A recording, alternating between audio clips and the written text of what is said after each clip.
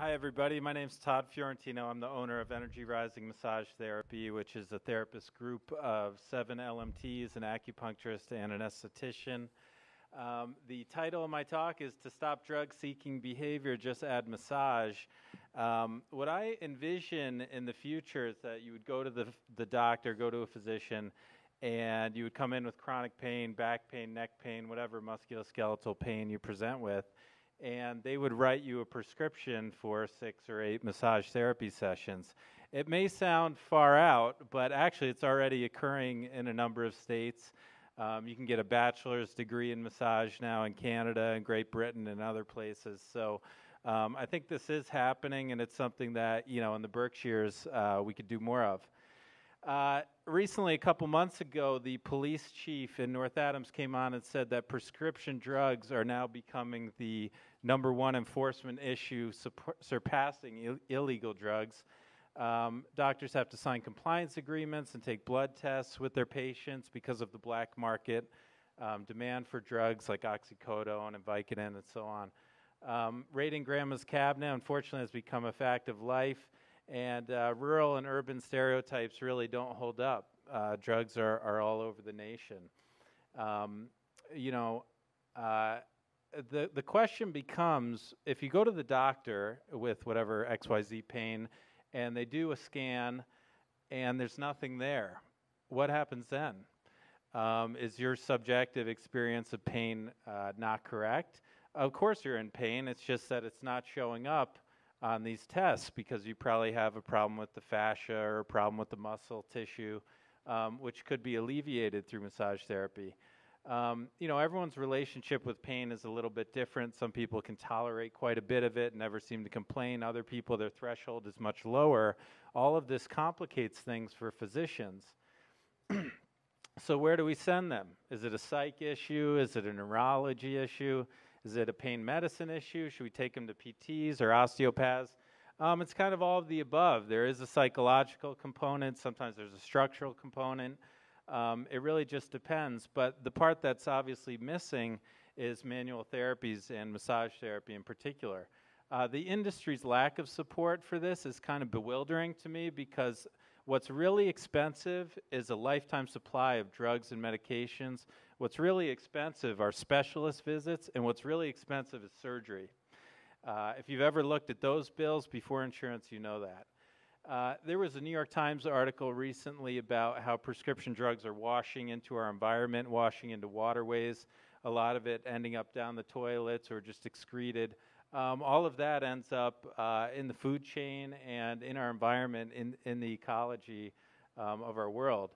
There's a large black market supply of drugs, and if you take a lot of painkillers, ultimately you're affecting your kidneys, your stomach, and your liver, which are the organs that filter a lot of these products out. And long-term use of these drugs can be especially tough on your kidneys.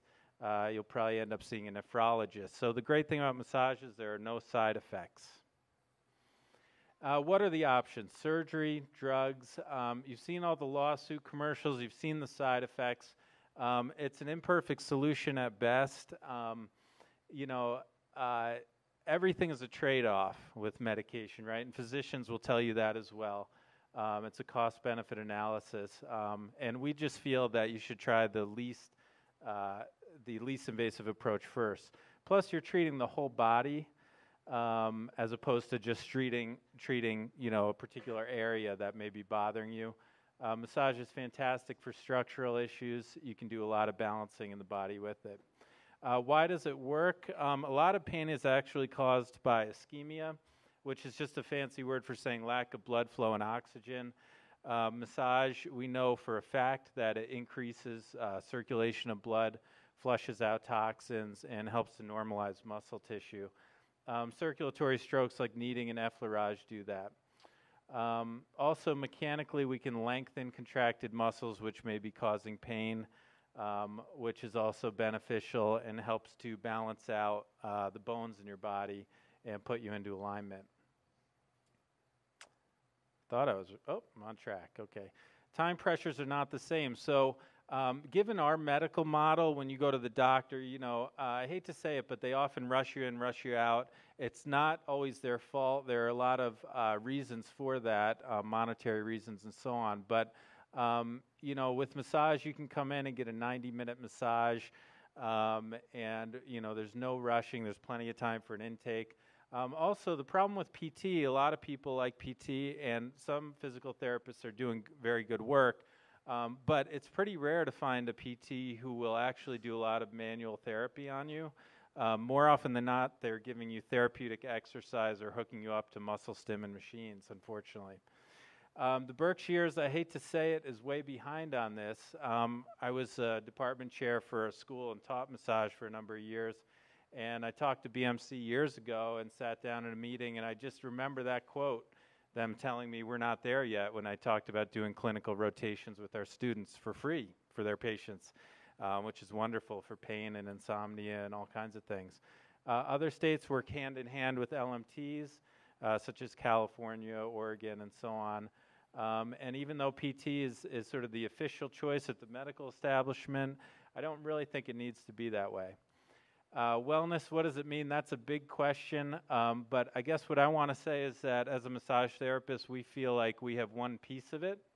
You know, obviously diet is another big piece, and all the various different specializations within medicine, also they have a role to play, and I think most physicians are doing excellent work, actually. Consumers are way ahead on this. Actually, the demand for massage therapy is excellent. Consumers already know that it works, and the demand for complementary medicine is there. The only problem is that the insurance reimbursement is not. And I still file for insurance reimbursement all the time for my clients, and actually just got a rejection a couple days ago. It's very common to get rejections, and you really need kind of a Cadillac policy, unfortunately, to get it covered. And that is that's my presentation. Thanks.